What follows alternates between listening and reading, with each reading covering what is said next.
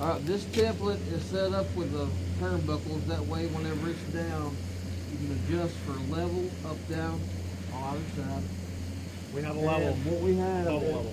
we have a template set up on the inside of this thing with rods sticking back so it can be mounted in that frame and lined up with the bottom and one side. So you get that tight against that, put a clamp on, and you check the opposite side for level. Up and down, then you can do your fine adjustment with the turnbuckle. So, And then clamp that in with on the wall. have you guys ever seen the big long wood clamps that they use for wood, tighten the wood stuff down? So from the outside of the structure to the inside of the structure, that's what we're going to clamp this down with. They're big blue ones. They're about 3.5, 4 feet long. But it's literally got a handle on it. You just tighten it down. Oh yeah. Okay, on each one of these, the anchors on the outside of the square are strictly set for mounting purposes, so you can mount the template if you want to. These ones here. The ones on the outside of the square are only if you want to mount the template down there to hold it in place. Probably should, yeah, so it's not moving. This around. one, that one, the one over there. Two or three Those of them. two, Ones there's on the there. bottom two. There's two on each corner. For Copy. that purpose. I would at least do the top ones. The top two, whatever. Brian, okay, this is a 3/4 hammer drill bit, the same thing you have in your drill at the moment. Yep. These holes are 13, 16, 17 inch. They're the exact size of what's in the frame. This bit fits pretty much perfectly through there to get your center point. You hammer that in there for about 30 seconds. It'll leave a nice mark on the very tip. 30 seconds will probably go in pretty far. Well, it's depends on cast who's iron. using it, Yeah. really. Oh, it's cast iron. Right. Yeah, it's cast iron, so it's going to leave a good mark Yeah. for your center point. All the way around this frame. You guys copy that, right? Yeah, And you're going to go all the Forgot way about the around frame. this frame and do that.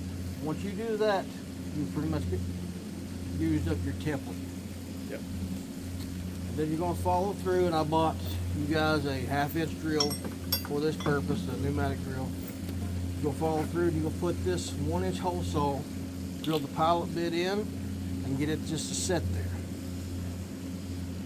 And then, whenever it's sitting there, you set up your core drill, which the whole purpose of this is to hold this, to find your center on this core drill. So you're basically running this down to the wall where this is flush. Yeah. Just you're only drilling this part here, not this, not the teeth. Just down flush. This will hold your core bit center. And you'll get your core bit set up. And your first hole from the center of your bit on the frame that you have is going to be 14 inches from the center of your bit to your anchor point on your base. The reason you need to use the base because it keeps this thing nice and square. Going in, you don't have to select your anchors. Yeah, we having it. I know, and then you're going to have to beat and bend and do all kinds of things like that. But once this is setting in, you've got that all set up. You'll set this on there, and it'll go just about right over it when you start drilling. It'll knock those little nubs off, and you'll have a perfect thing to hold it in place. We have several 1/4 inch bits to replace this with. So if you stole one up, let us know. We'll get you another one down. Okay. Not a problem. And then you'll drill these. You're going to drill 5 inches, which is marked on the bit. And if you prefer, I can get some reflective tape to mark that down there in the dark. Couldn't hurt. See it better. Drill that deep. The reason for that depth is whenever you're done with this, you're going to follow behind with this silty bit. This silty bit is just about that much smaller than that one. This is what is spec for those anchors. Okay. This one's a 30 millimeter and that's 30 feet. When you run those down, they have to go down to the shoulder.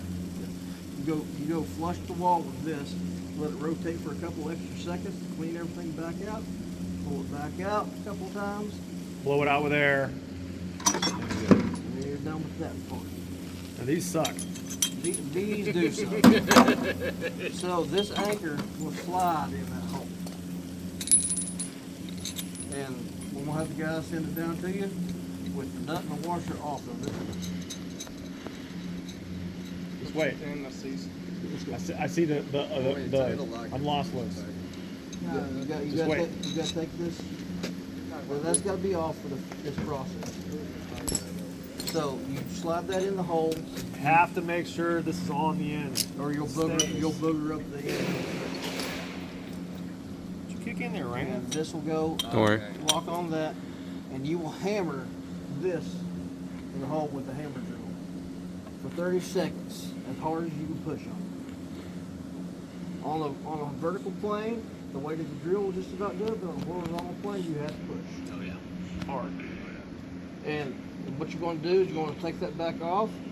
This piece has to be flush with the wall, and there's a red line inside of this that you can't take this apart to see it, but there's a red line that'll be above this level.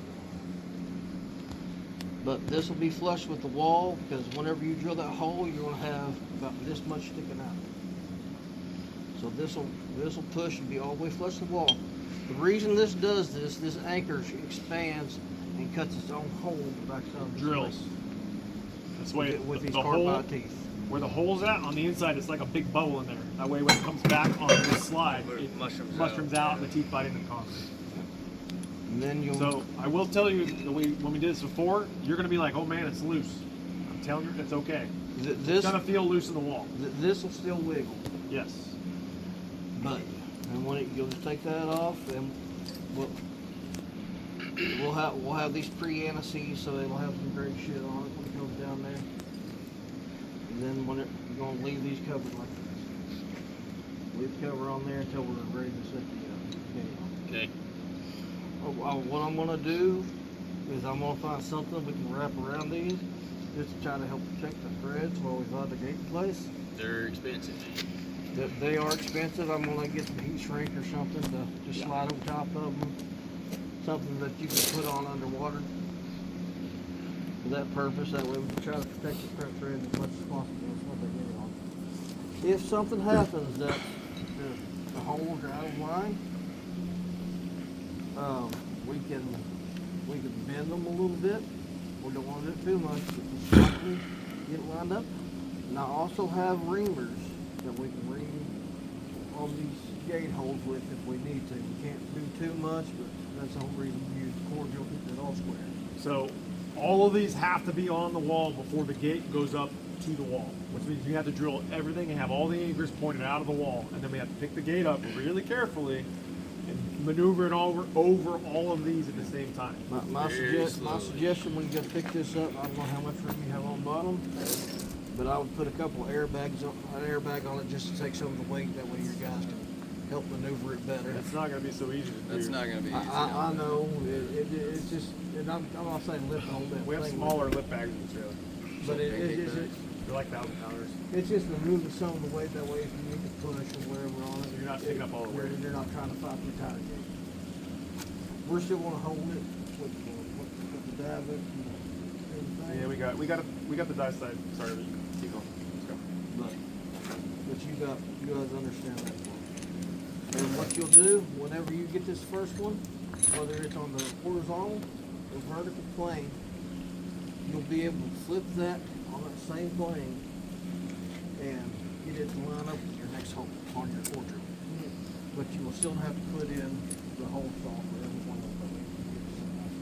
Yep. So that your first anchor on each plane is the only one you should have to drill. Four drill places.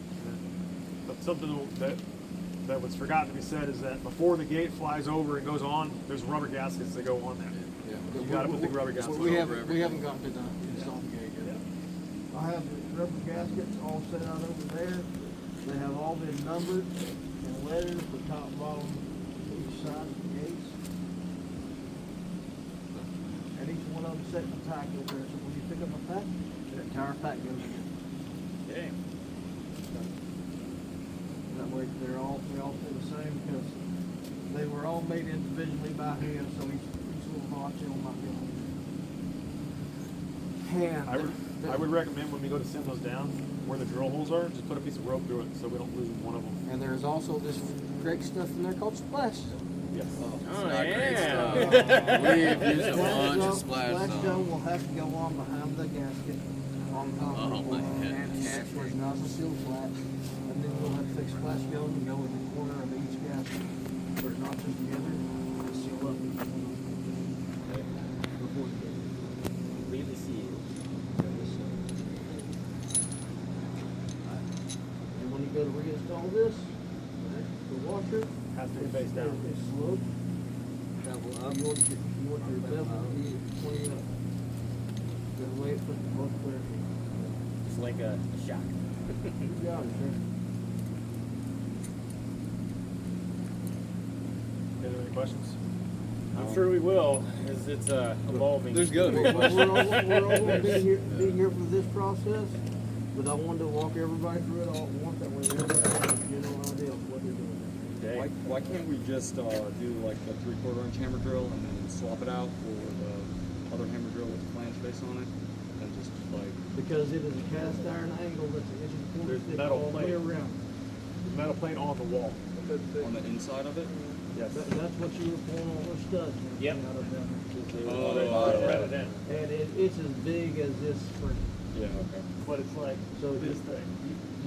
the way going through that is you have to sit there in that core drill up and cut the core all the way through that.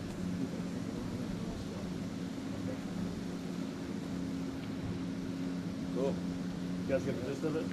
Sir, copy that. We actually installed one of those bits over there if you want to see how it goes in the wall. Yeah, so there's one mounted in the wall right there. It's flushed out. You can see the red on it. It's like, Okay, yeah.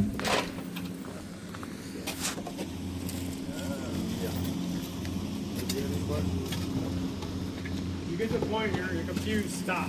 Because you don't want to fucking punch a hole or do something weird and it's in the wrong spot or